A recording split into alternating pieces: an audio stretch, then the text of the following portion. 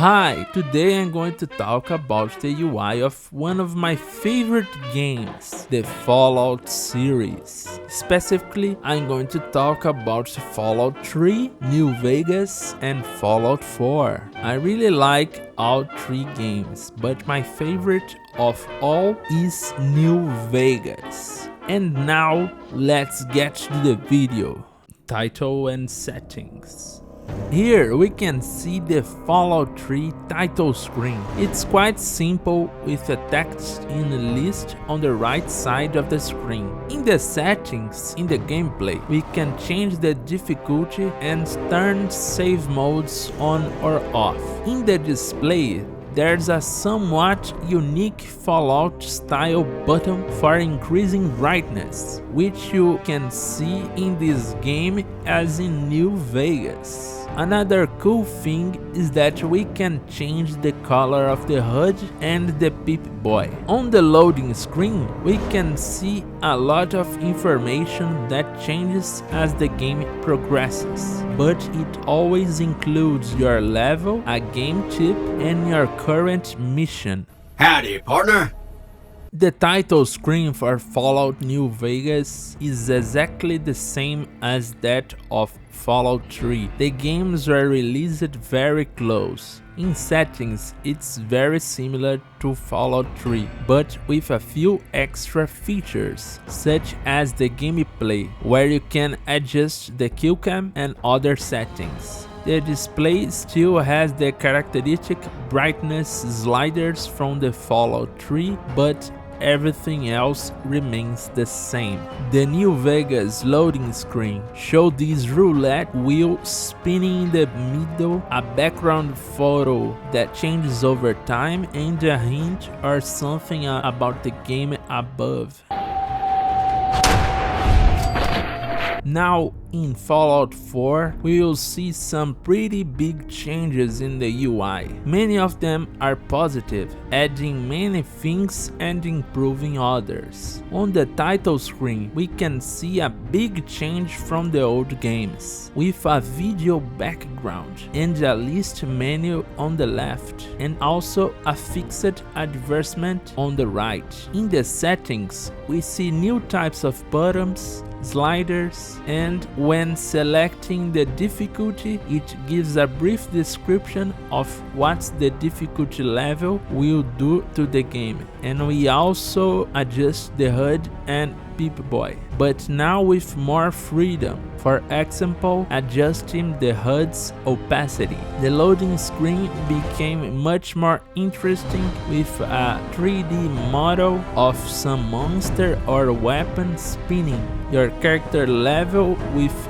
its experience bar and tip that also changes. Text and models. The text spoken outside of the models matches the color of your HUD and appears center aligned.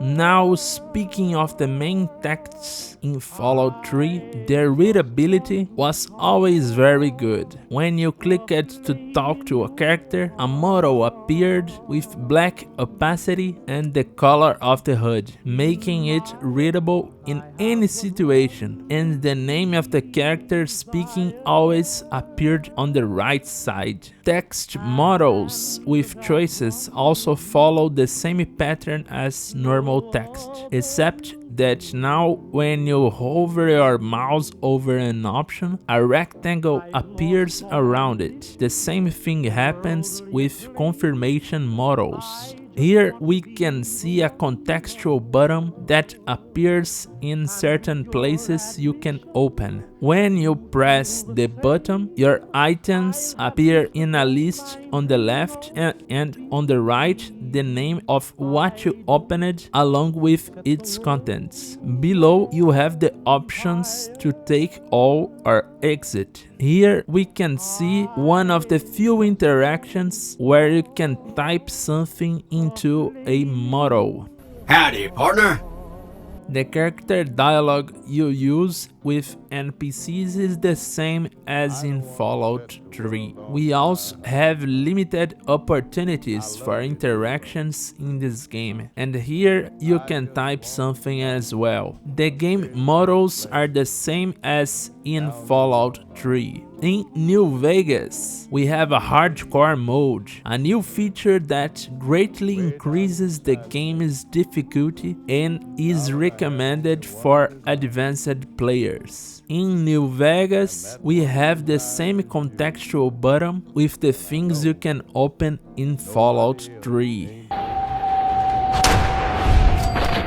In Fallout 4, we notice significant differences. The dialogue choice system is very cool, but it severely limits the possible options available. Previous games could have offered many more than 4 dialogue options if needed. Certain items you select have a model that displays their name, description, weight, and value. You can rotate or zoom on it. Now, instead of having a contextual button for everything you can open, you just aim at the container, which opens a contextual prompt showing its title and items inside. Below are the options to take or transfer items in the container. Some tips also appear in models in the form of a large rectangle with the tip in the middle and a confirmation button. This same model also appears when we have a few more confirmations required. Stats and resources. We've reached the part where you choose your special, that is, your starting attributes. In Fallout 3, it's presented in a rather cute way, like a child's book, since you start as a baby. On the left side, you will see the icon for the attribute type and how much you can increase or decrease it. On the right side, it shows a brief description of the attribute. After you've chosen all the attributes, you have to review everything you selected to see if it's really what you want, being able to increase or decrease points directly on the right page of the book. And finally, you confirm it in the right hand corner. Now we can see the Pip-Boy. It has many features. You use it quite a bit in the game for practically everything important. The first button below it is the status screen. In the CDN option, you can see your character and the condition of your limbs. Above that, we have your level, health, action points, and experience. In the red option, you can see your radiation level and how much radiation resistance you have.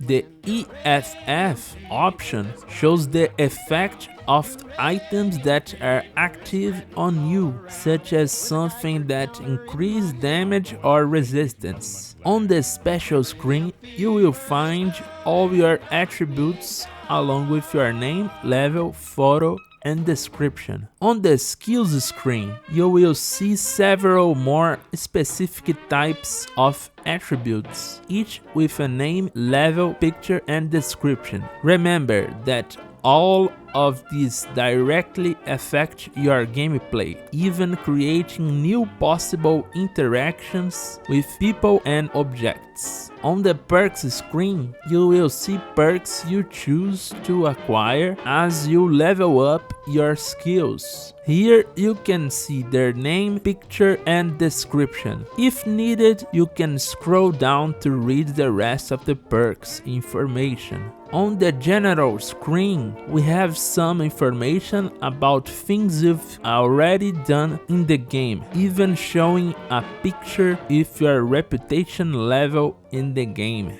The second button is the item screen, where you can see your weapons with their name, picture, damage, weight, value, condition, and the type of bullets they use. Above that, it slightly changes the status sections and now show you your weight, health, damage resistance, and your money. In apparel, we have defensive equipment, which generally includes clothing and hats, showing their image, damage resistance, weight, value, condition, and potential effects the clothing may have. In aid, we have usable items, such as a healing item called Stimpack, where you can see its picture, weight, value, and effect. In MISC, we have various items that can be used or simply junk that can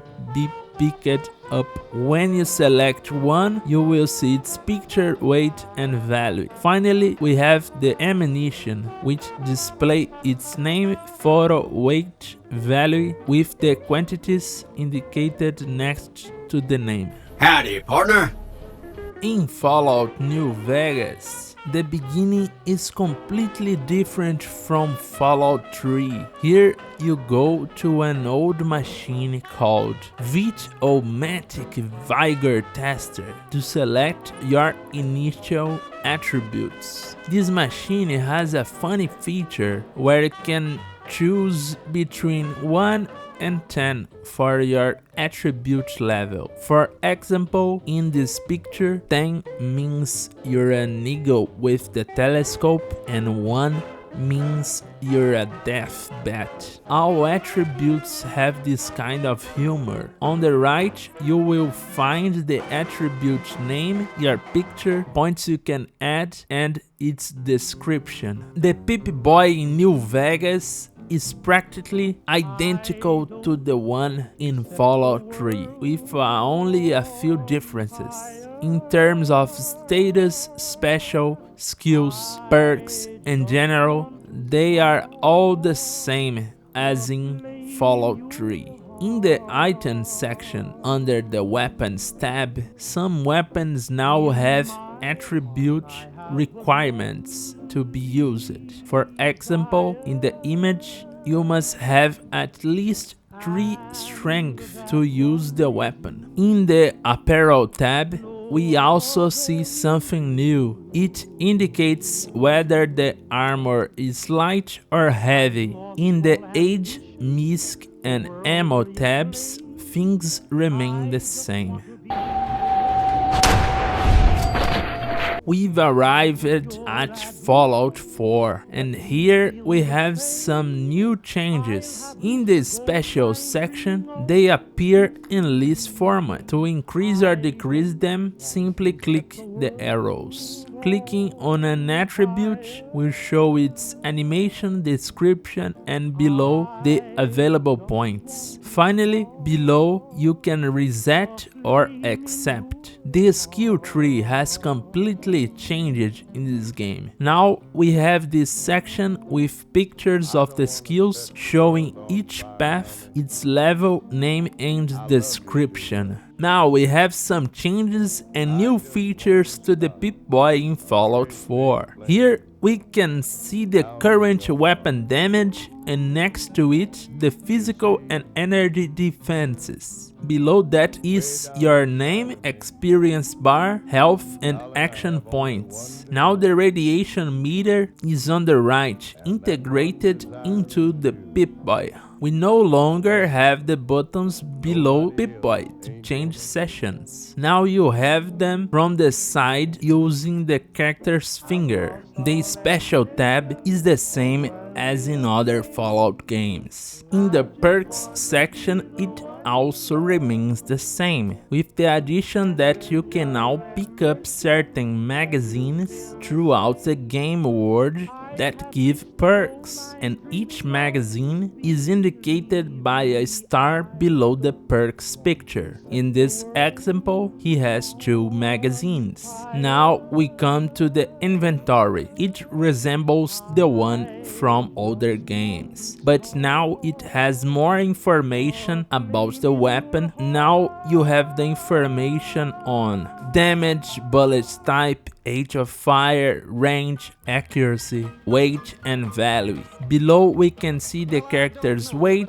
money, and the damage of the weapon equipped. In the armor section, we now can equip separate armor pieces, like an iron arm or a leg of some other type. On the right, it shows a description of the types of damage resistance the armor provides, which can be physical, energy, or radioactive damage. And at the bottom, the total armor you have. In the usable items section, it remains the same as before. The misc items section is also the same, but now misc items have gained greater importance than before. Now mission items or even items you can interact with go there. For example, in the photo you can play the tape you got from your Pip-Boy. This new section called junk is like how the old misc used to work, but now everything marked as junk comes here. Things like an old fan, a teddy bear, and things you just pick up to turn them into materials. In mods, which is also something new, you will find the modifications you can use on your weapons in a sort of physical form, and the ammunition system is the same as in the older games. In this game they implemented a crafting function, like in this example you made food with items you picked up throughout the game. Here we can see the name of the foods, their requirements to make them, and on the left side the information about their healing properties, weight, and value. Besides food, you can also modify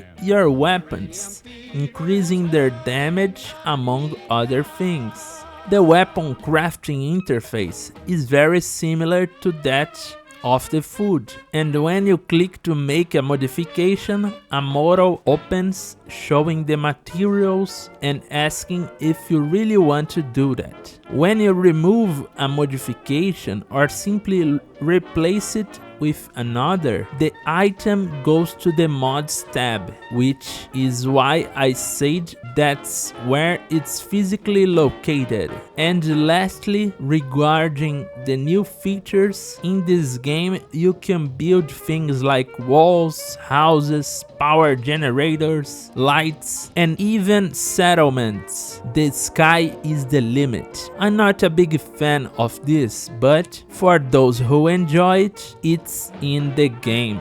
Menu and the interactions in the game. In all 3 of these Fallout games, we have hacking puzzles where you have to choose the right word to pass and the lockpick to open doors and containers, HUD and overlays. Finally, we get to the game's HUD, starting with Fallout 3. On the left, we can see your health and compass. Your crosshair is in the middle, and on the right, your action points with your weapon's condition and the amount of ammunition. The style of the health and AP is the same as those used in the game's settings. Here we can see the enemy HP, which appear in red with their name below, and a red line appears on the compass showing where he is. When you kill something, this is how it appears that you gained experience, showing your current level and the next level along with the amount of experience gained. This is one example of a contextual button that appears in the game. In this example, it appears when you hover your crosshair over a nearby NPC, revealing their name and the option to speak with them. Here we can see when you pick up or complete a mission, and also what the message looks like when you level up. Howdy, partner. The HUD in Fallout New Vegas is identical to that of Fallout 3, including enemy displays, experience points, newly discovered locations, and new missions. It also has the same contextual buttons. Now we can see the Fallout 4 HUD. It's a bit simpler than the old ones in the two older games. On the left we can see your health. Now radiation appears as a red bar next to your health. If you do nothing, it will decrease your maximum health until it kills you. In the middle there's a compass with your main objective marked on it, and on the right your action point bar and your ammunition, which disappear when you're not shooting. Unlike other games, when you enter a power armor, your HUD changes completely, giving the feeling that you're actually inside the armor. On the left, you can see the status of your armor pieces, your health, the radiation meter. In the middle, the compass. On the right, how many cores you have, which is kind of your armor's fuel. And finally, on the right, your action points with the bullets of your current weapon. When you encounter an enemy, their name and health appear in red, and a red square appears in the compass. In this game, we have some tutorial models that appear at the beginning of the game. When you get a mission, an animation of the mission appears and the text below. When you pin a mission in a tab of missions, a pointer is fixed on the person you need to talk to, making some missions in-game easier. Here, the same contextual prompt mechanic is used to display an enemy item when they die. Extras. Now for the extras, I've included things like character customization. I think that's kind of silly in the game because you almost never see your character head, since they will always be wearing some kind of hat or mask, but the option is there. We can also see the types of maps. We have the local map, which shows the part of the map within the place where you are, and which I always find really bad. We also have the world map, which shows all the places you can go in the world. Here we can see your missions, their names and description. Notes are items you pick up in the world that can help you or simply provide context for a location. And the most important part of Fallout is your radio music, a major feature of the game, showing the radio station names and the frequency graph of them. Howdy, partner. Character customization, local map, world map, quests, MISC, and radio are the same as in Fallout 3.